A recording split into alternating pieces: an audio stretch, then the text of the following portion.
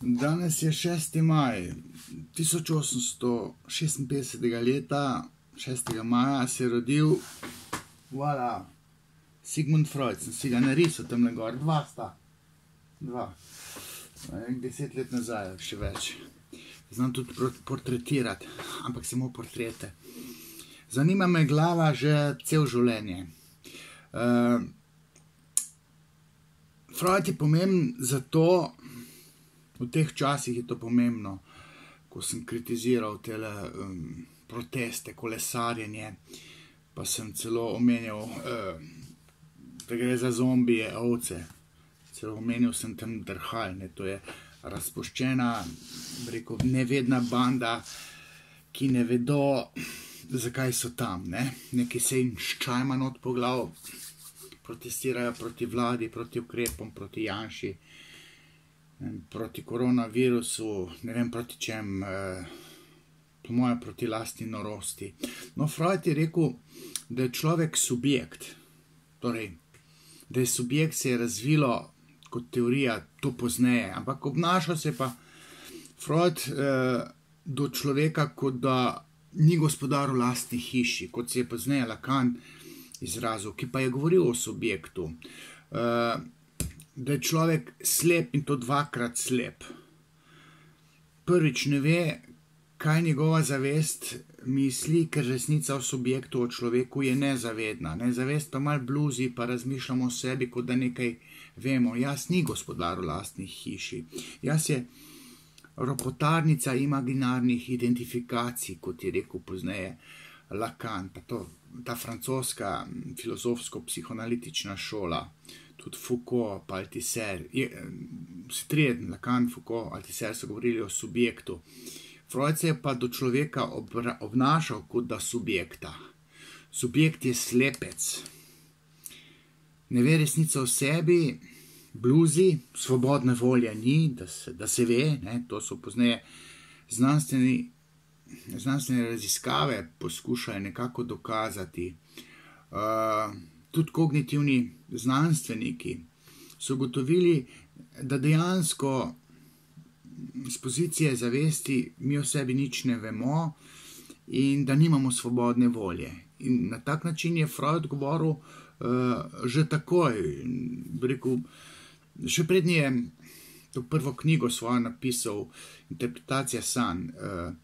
Skupaj z Breuerjem je 5 let pred interpretacijo sanj 1895. leta napisal študijo o histeriji in že tam se je obnašal do človeka kot do nevedneža in s časoma postal, rekel, nek radikalni kritik teorije zavesti oziroma teh psiholoških pogledov na človeka. Ne. Psihologi so se osredotočali na zavest, Freud je pa rekel, dajte to za psom vrš, ne.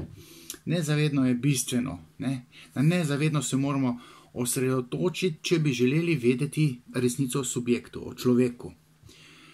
V nezavednem bivajo bistvene stvari. In potem, ko je pač terapiral, začel je terapirati, teorijo samo je elaboriral potem z leti. Ampak, ko je začel terapirati, je ugotovil, da tam z živci si nima kaj pomaga, da bo tam neke živčne končiče iskal, pa sinapse, pa brskal po možganih. Ne. On je rekel, da je treba z besedo razvozlati neka jedra. In ugotovili, da so ta jedra infantilna, da so to potlačena jedra.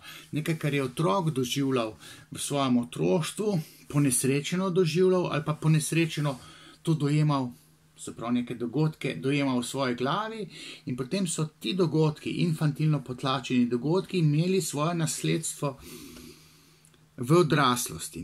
Nam odraslim, ko se nekaj zalomi, se zalomi zato, ker nam je otroštvo zasmetilo po psihi. Ko se jaz soočam z nekimi terapijami, svetovanji, tukaj se daje nekaj vse narobe, ampak jedro vsega tega, kar gre narobe, je pa infantilno. In ko jaz svetujem, pa terapiram, ve se, da tudi terapiram, in to brez licence, ker če bi imel licenco, bi mi upravili možgane, ne bi nič vedel. Tako se pa držim Freuda, in znam najdi jedrne stvari iz našega otroštva, z nezavednega, in ko tam stvari prevekslam, dam eno normalno interpretacijo, ko človek pride do uvida, se ene stvari začnejo v odraslosti iz registra simptomatike, kar pomeni tudi, da se odnosi nam lahko zalomijo zaradi otroštva. Se potem začne vse drugače dogajati, ker uvid pomeni, da se ene miselne podstati začnejo drugače obnašati, in ko se to zgodi, se stvar izboljša v neko bolj znosno smer, lažje je živeti, če stvari predelamo iz otroštva. Zdaj, Freud je bil genijalen tudi zato, ker je tako suvereno zaznamoval sociologijo, bomo rekel teoretsko sociologijo. Namreč ta FDV-ska sociologija, to je vse skupaj nič, ker ne znam interpretirati. Tam neka javnomnenjske raziskave lahko proučujejo, pa statistiko tam delajo, pa sprašujejo ljudi. Ne vejo pa, da ti ljudje, da so to ovce, da so zombije, da so subjekti, da o sebi nič ne vedo. Jaz sem magistriral iz motivacije, tam psihologom so mi hoteli neki možgane prati, sem rekel, čakajte, a vi ne veste, da tisto, kar človek pove o sebi, da je tisto simptom nezavednih procesov. Mi moramo razvozlati zavesten odgovor. Zakaj človek zavestno tako misli o ne vem čem? O Janševi vladi, o ukrepih. Zavest pojma nima. Resnica o nas je nezavedna. In to sem, ko sem delal magisterij prvi na psihologiji, Ludvik Horvat, egopsiholog, sem rekel, pa mene ne zanima zavestno razmišljanje o motivaciji. Mene zanima nezavedno jedro tega, da je zavestna motivacija taka. Tisto je bistveno, če hočemo mi razumeti resnico o motivaciji. Se pravi, zakaj mi nekaj počnemo, se ukvarjamo s športom, z umetnostjo, zakaj stavkamo, zakaj smo politično opredeljeni tako, kot smo. Resnica je v nezavednem. In temu se moramo zahvaliti temno junaku očetu psihoanalize Freudu. Zdaj, ker je to dan, ki ga je treba obeležiti, sem rekel, da bom tale video posnel. Pač nekaj pristašov imam, po moje se kar veselijo, če kakšen video posnamem. Sem že včasih brez idej, potem pa nekaj nesilo posnamem.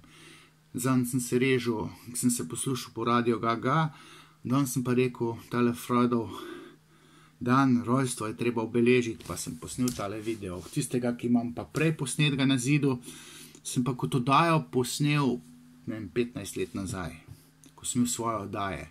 Mogoče je prišel čas, da bo treba neke svoje oddaje na neki televiziji začeti spet imeti. Mogoče, če so kdo kaj obrnil na mene, ker tale faktor tam, da moram vsega povedati. Skratka, uživajte.